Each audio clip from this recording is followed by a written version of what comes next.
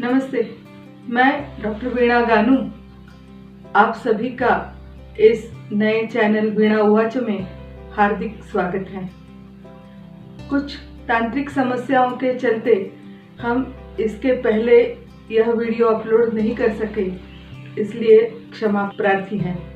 इसके पश्चात भी कुछ थोड़ा सा अंतराल लेके शायद पहले कुछ वीडियो प्रस्तुत हो सकेंगे, उसके लिए भी मैं क्षमा चाहती हूँ। तो चलिए आज से शुरुआत करते हैं सुभाषितों की हमारी मालिका से। सबसे पहले भगवान का वंदन आवश्यक है, इसलिए हम उससे संबंधित एक सुभाषित से प्रारंभ करते हैं।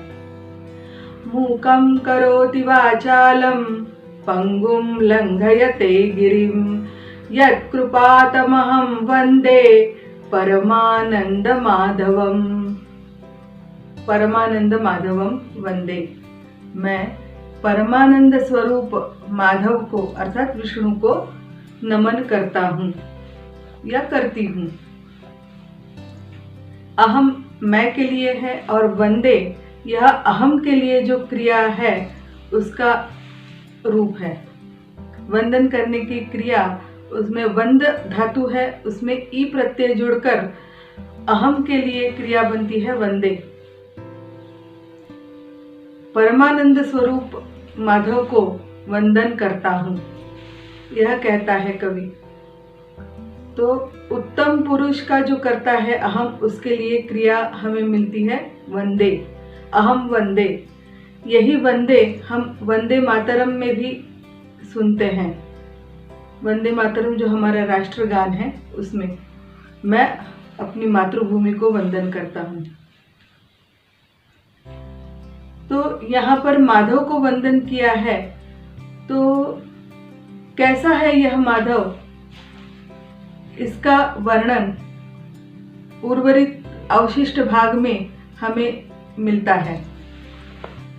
यत्कृपा मूकं वाचालं करोति यत्कृपा पंगुं गिरिं लंघयते तं परमानंद माधवम अहम वंदे। तम होने के कारण हम जान सकते हैं कि तम परमानंद माधवम अहम वंदे, यह वाक्य अपने आप में पूरा नहीं है, उसे और किसी वर्णन की आकांक्षा है। जिस प्रकार हिंदी में जैसा वैसा, जिसको उसको, इस प्रकार सर्वनामों का उपयोग कर हम वाक्य बनाते हैं, उसी प्रकार यहाँ पर यत् और तद जोड़ी संस्कृत उपयोग में लाई जाती है। उस तद का पुल्लिंगी द्वितीय विभक्ति एक वचन का रूप है तम। यत् यानी जो। अब यहाँ पर यत् और कृपा का समास होने के कारण यस्य यह रूप हमें नहीं दिखता है। यस्य कृपा का समास करके यत् कृपा, तात्पर्य जिसकी कृपा क्या करती है, मूकम वाचालम करोति। मूक व्यक्ति को, मतलब जो बोल नहीं सकता, उसको वाणी से युक्त करती है। और क्या करती है यह कृपा, तो पंगुम गिरिम लंघयते, जो पंगु है, चल नहीं सकता, लंगड़ा, उसे भी इतना समर्थ बनाती है कि वो पर्वत भी लांग कर जा सकता है। ऐसे परमानंद माधवम को मैं प्रणाम करता हूँ।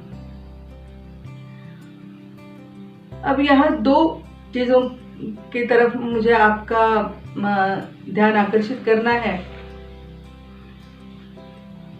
मूकम वाचालम करोति, यह श्लोक में लिखा है, लेकिन संस्कृत की एक विशेषता यह है कि आप उसको अर्थ को सुंदर बनाने के लिए आप उसे अलग प्रकार से उसको शब्दों को विभाजित कर सकते हैं, या फिर कवि की भी मनीषा ऐसी ही होती है कि इस प्रकार के शब्दों को जोड़कर कुछ एक नया अर्थ निकलेगा जो हमें तत्काल आकर्षित कर लेगा, लेकिन थोड़ा सा ध्यान देने पर उसका एक अलग अर्थ उसमें से निकल आएगा।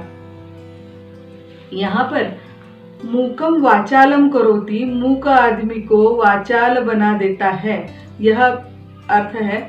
लेकिन वाचाल शब्द तो हम प्रायः उसी के विषय में उपयुक्त करते हैं जो बहुत बातूनी हो, जो बहुत बोलता हो और वह भी निरर्थक और निरर्गल बोलता हो। तो क्या कृपा मूक आदमी को, मूक व्यक्ति को वाचाल मतलब ऐसा बातूनी बनाती है कि जो अर्थहीन बकबक करते रहे? जी नहीं। इसका हम अगर वाचाल शब्द का दो शब्दों में उसका विभाजन करें, वाचा अलम करोति। अब वाचाल शब्द जो है यहाँ पर, वाक शब्द जो है, ककारांत वाक शब्द जो है, उसकी तृतीया विभक्ति का एक वचन का रूप है। वाणी से अर्थात शुद्ध और संस्कृत वाणी से उस व्यक्ति को, मतलब मूक व्यक्ति को, यह कृपा अलंकृत करती है। अलंकृत करती है अर्थात उसको और भी शोभन बना देती है। और क्या करती है यह कृपा? तो पंगु, लंगड़ा जो आदमी है, जो चल नहीं सकता, उसमें भी इतना सामर्थ्य प्रदान करती है कि वह पर्वत जैसे कठिन रास्ते को भी लांघ कर जा सकता है। ये तो हुआ उसकी कृपा का वर्णन। अब और एक शब्द की तरफ मैं ध्यान आकर्षित करना चाहती हूँ, परमानंद माधवम। आप में से अनेक लोगों को तत्वज्ञान पता है कि हम अद्वैत में विश्वास रखते हैं, द्वैत का भी आदर करते हैं, किंतु अद्वैत हमारा प्रमुख रहा है।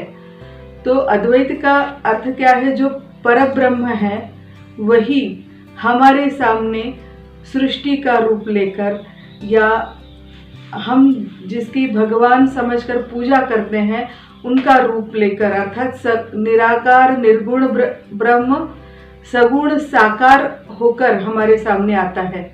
हम उसकी उपासना करते हैं और ऐसे ही उपासना करते करते हम एक दिन निर्गुण की उपासना तक पहुंच जाते हैं और अंततः उसमें विलीन हो जाते हैं। परमानंद शब्द उस परब्रह्म के लिए है जहां आनंद की अनुभूति नहीं है, आनंद ही स्वयं है, वह परब्रह्म है। और माधव अर्थात विष्णु उसका सगुण रूप है। माधव का अर्थ क्या है? माँ का अर्थ है लक्ष्मी और धव का अर्थ है स्वामी, पति। तो जो लक्ष्मी का स्वामी है वह विष्णु है। लक्ष्मी का और एक नाम हम जान सकते हैं, माया। तो इस माया से आवृत होकर ब्रह्म, जो उसी का एक अंग है माया, उसी से वह आवृत होता है और हमारे सामने सगुण रूप धारण करता है, और फिर हम इस सगुण रूप की उपासना करने लगते हैं। तो इस तरह इस कवि ने इस श्लोक में हमें तत्वज्ञान का भी एक शब्द में परिचय करा दिया है, उसकी कृपा का जो सामर्थ्य है उसका भी वर्णन किया है, और साथ ही साथ वाचा अलंकरोति ऐसे कहकर भाषा का सामर्थ्य, भाषा का सौंदर्य भी हम तक पहुंचाया है। इसी सौंदर्य का आस्वाद लेने के लिए हम नए नए सुभाषित लेकर आपके पास आएंगे। तब तक के लिए हमें आज्ञा दीजिए। नमस्कार भाइयों और बहनों, इस वीणा उवाच चैनल को आप सब्सक्राइब, लाइक और शेयर कीजिए तथा नोटिफिकेशन बेल आइकॉन दबाइए। धन्यवाद।